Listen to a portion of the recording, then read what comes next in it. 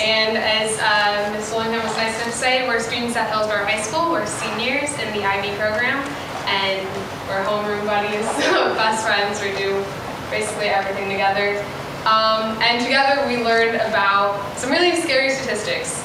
I'm going to start off by saying that there are 163 million illiterate children in this world. That's a huge number. And of those, 63% are girls. This is a terrifying statistic. Terrifying. If you're not scared by it, you should be.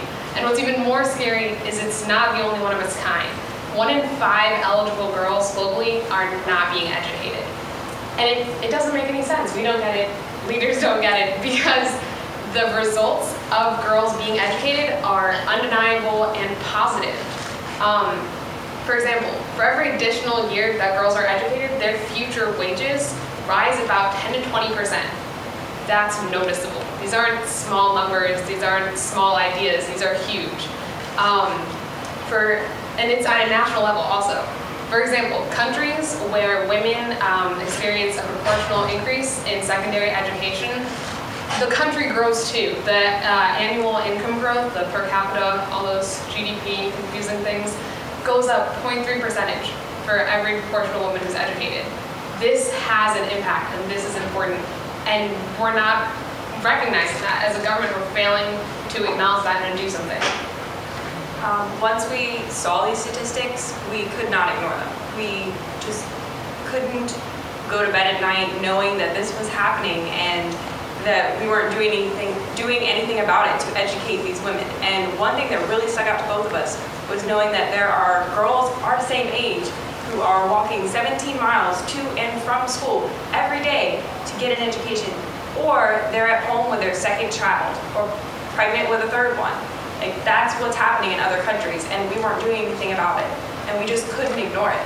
And a lot of this happens because families only have enough money to educate one child. And of course, their society mandates them to educate the boy instead of the girl. The girl stays home and takes care of their children or has more children. And we really felt like we needed to do something about this. As I said before, we're seniors in high school. We're 17 years old. And halfway across the world, there are girls our same age who have the same dreams, same ideas, same hopes, and it's being suffocated. We realize that we have to do something, because having been born into different circumstances in any other part of the globe, we might not have the same opportunities, especially those at an education. So we started doing research, we started reading books, watching documentaries, and learning as much as we could about this cause and about what else we can do. And our next move was to start our own organization. It's called Side by Side, and it's affiliated with Girl Up. And our main purpose is to raise awareness. We also want to raise funds to help girls build these schools and help them get a support system and supplies to get into school and stay into school. But the first thing we had to do was find another organization that has these same goals that we do, and we found that with Girl Up, which is a branch of the UN that's focusing on just getting girls out there and getting them educated, building them schools all throughout the whole world. It was incredibly important to us that people heard our message that girls are not being educated. So we started Side by Side, and our first big thing that we did was we made these t-shirts and started something called Teal Tuesday, where we just sold a bunch of t-shirts throughout the school, and then all these people wore the shirts to school, and we called it Teal Tuesday because shirts are teal, and on them they have all the statistics that were keeping us up at night every day. We realized that we're very much like all of our peers, and that when you find things out, when you expand your mind, that you can't stay ignorant. You find yourself wanting to do something, thinking about doing something, and so we've tried to spread that to our peers, to try to tell them to go beyond the reach of their knowledge, to ask questions, to ask why not, why aren't we doing anything? And we've really found that people are excited to learn more, that they want to get involved, they want to be a part of something greater and to help someone else. We've even had people reach out to us from other countries saying that they're interested in Side by Side, they're interested in our cause, because And most of them are girls, because once you hear about another girl in another country, your same age, suffering from lack of education, you want to do something. You can't stand idly by while your sisters somewhere across the globe don't have the same opportunities that you do. And we're both older sisters, like, you know that feeling, and you're just overcome by the idea of doing more. Speaking of being older siblings, recently my younger sibling and Ellie's younger sibling as well, our sisters, have wanted to get more involved.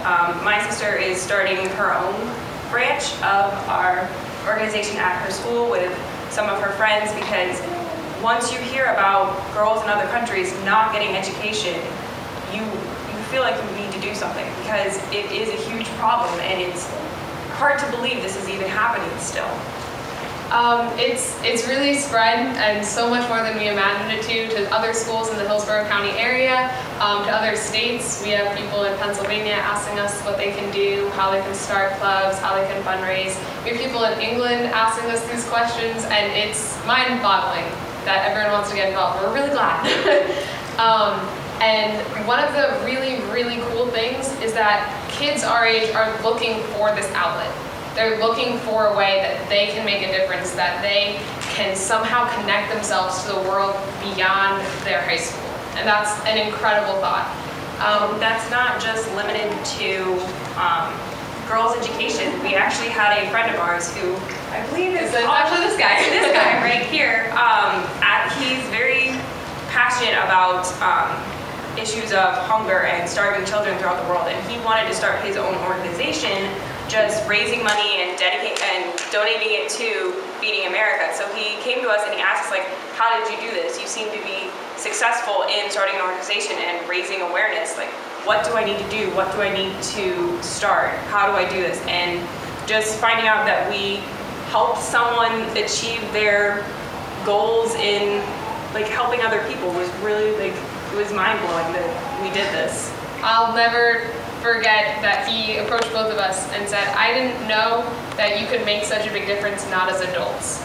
And that is one of the most gratifying aspects of what we've done. And it's something that a lot of teenagers forget. You don't have to be an adult to make a difference.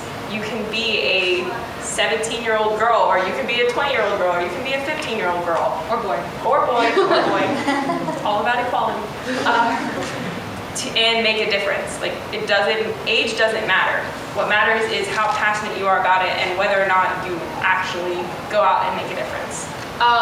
And as part of Hillsborough County Schools, if you want to achieve or get Bright Futures, which helps you out with paying for college, you have to have a certain number of community service hours. You can fulfill these in any number of ways, but it is a requirement. And on the one hand, it's great that our legislation is pushing us to do more, to become more involved in our societies. But for a lot of kids, for our peers, honestly, for me, freshman year, it was something to get done. It was another thing on your checklist. That's all community service was. Do this, get it done, write it down. Community service is seen by a lot of people as a requirement to fulfill rather than a means to fulfillment.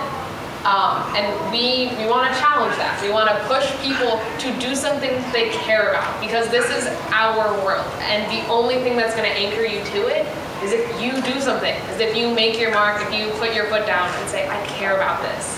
And that's what we've tried to do. That's what we've tried to get our friends, our teachers to do. And that's what matters, because there's so much more out there.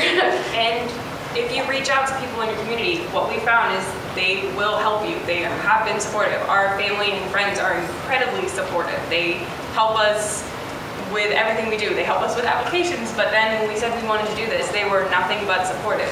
And that's something that these girls that we were talking about before don't have in other countries. They don't have a support system to help them get to a better education. And that's something that we kind of want to be for them. We want to help them by raising awareness so that they can find a support system. And one of the most interesting parts to me about what we've been doing is that this really fits this new wave of feminism. I know, buzzword, feminism. But today it's a word with a lot of stigma around it. You have celebrities like Shailene Woodley, Jennifer Lawrence, people that as girls it's easy to look up to, who are staying away from this big scary F word. as you may have it, because feminism can be perceived as this very, very radical idea, something that's unattainable, it's bra-burning, it's out of our understanding. It's the feminism of the 1960s, the suffragettes of the 1920s. It's not this tangible, approachable, manageable movement that we can somehow be a part of. That's exactly what this is, because feminism is not radical at its core. At its core, it's equality, which is for everyone. So what we're doing is also trying to simplify this idea. It's trying to put it at a level that you can chew it, you can understand it. It's yours, and you are a part of it, and you can make a difference within it. You can be a feminist by wearing a t-shirt, by siding with girls who need a helping hand, by siding with boys who need a helping hand. Education is important across the board because we've seen the results. It can transform countries. In Bangladesh and in Oman, girls who have received education, and boys, because previously it was really terrible autocratic governments, when they had coup d'etats and it became required that girls and boys attend schools, these countries are now at the top of their game in their areas. Oman is a country of forward thinking and forethought in the Middle East, and Bangladesh has now separated themselves from Pakistan and India. You can't deny these results. Education is important, especially for girls. There's this great quote from Nicholas Kristof in the New York Times, and he says, "Why are terrorists or fanatics so terrified of girls' education?" And he wrote this article after the nightmarish abduction of 276 Nigerian schoolgirls this past spring. And with other stories in the news, like Malala Yousafzai, her attempted assassination, like, this is all over the news, this is all over the headlines, and it's terrifying. And it's happening. We need to not forget that it's happening. Exactly. And it will keep happening if girls like us and people all throughout the world don't try and make a difference.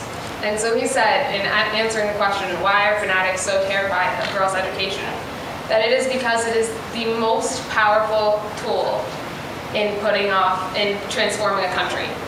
And that the biggest threat to extremism isn't drones firing missiles, it's girls reading books. And that if you want to mire a nation in backwardness, maniple your girls.